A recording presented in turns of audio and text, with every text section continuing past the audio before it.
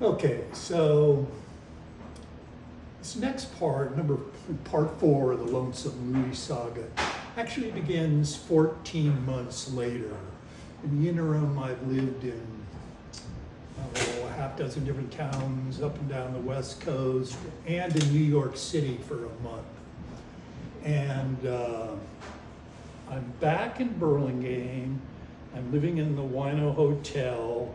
This is not long after Guy poured that whole vial of Novocaine in my ear.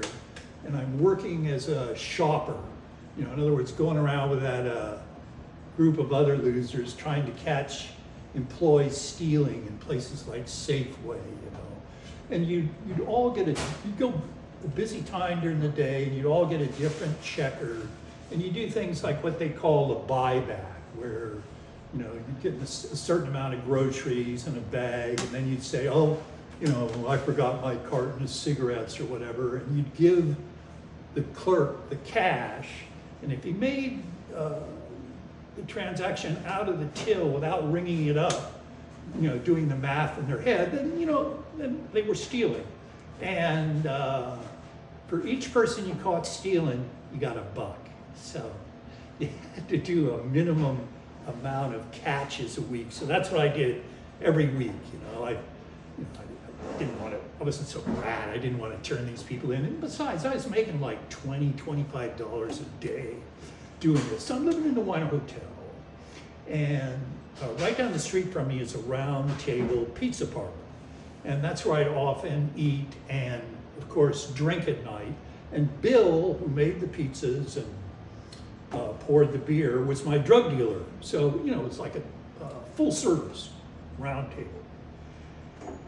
So I'm in there one night in February, and I'm drinking a pitcher, and I'm reading a book, as I often did. And Bill came up to me, and he handed me this folded note.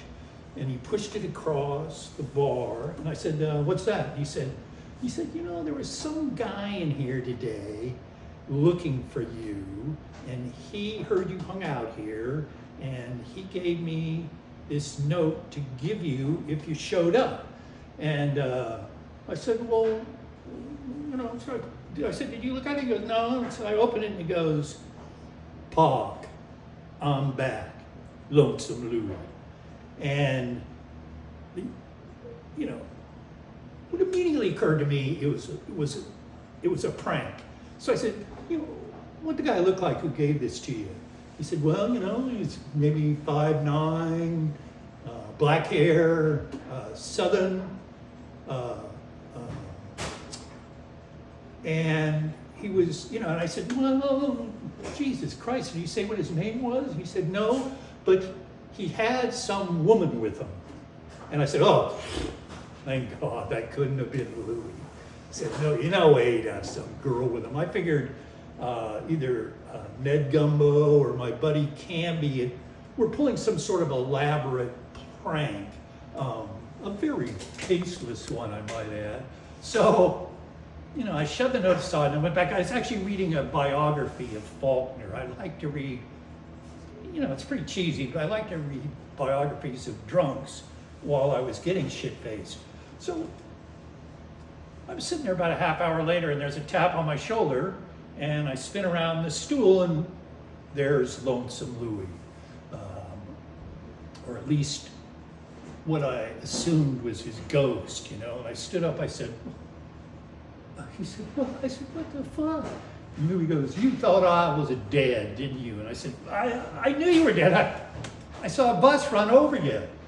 And he said, well, you know, they just stuffed my guts back in, and they told me that I'd never walk. Well, they told me I'd die, and then they told me I'd never walk again, and then they told me 2 miracles is enough for any man. You sure as shit will never have another boner.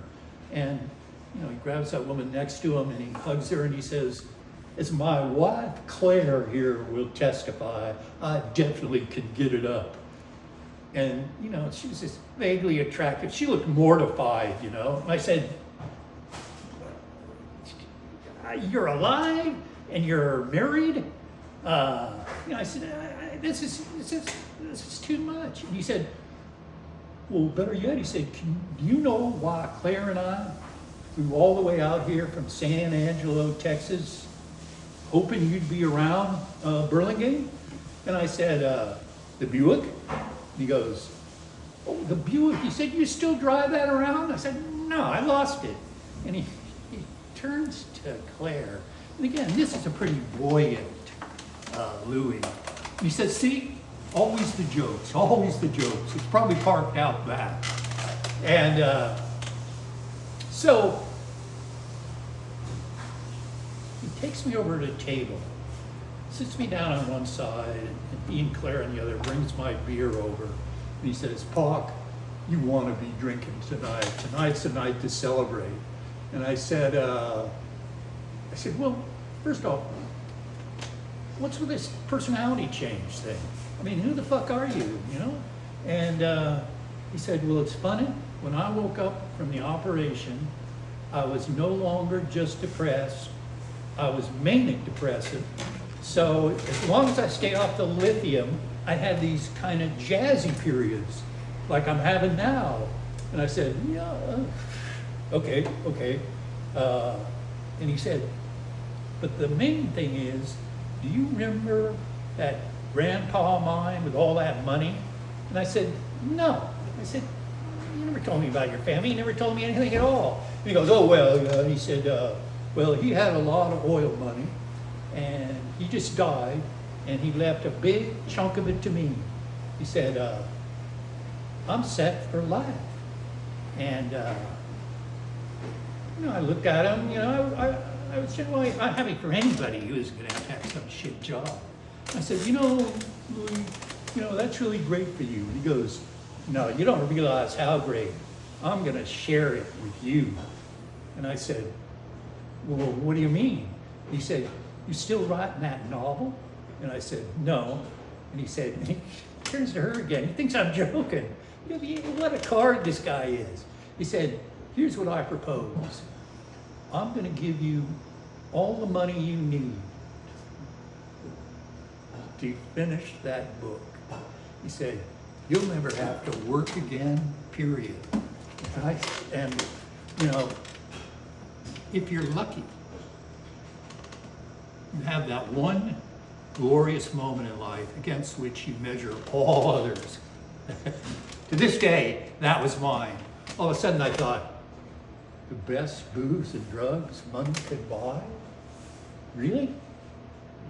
Naked beauties, wrapped around my legs? I said, so I finished the beer, then I signaled a bill for another one. I said, Lonesome, whatever you're proposing, I'm in.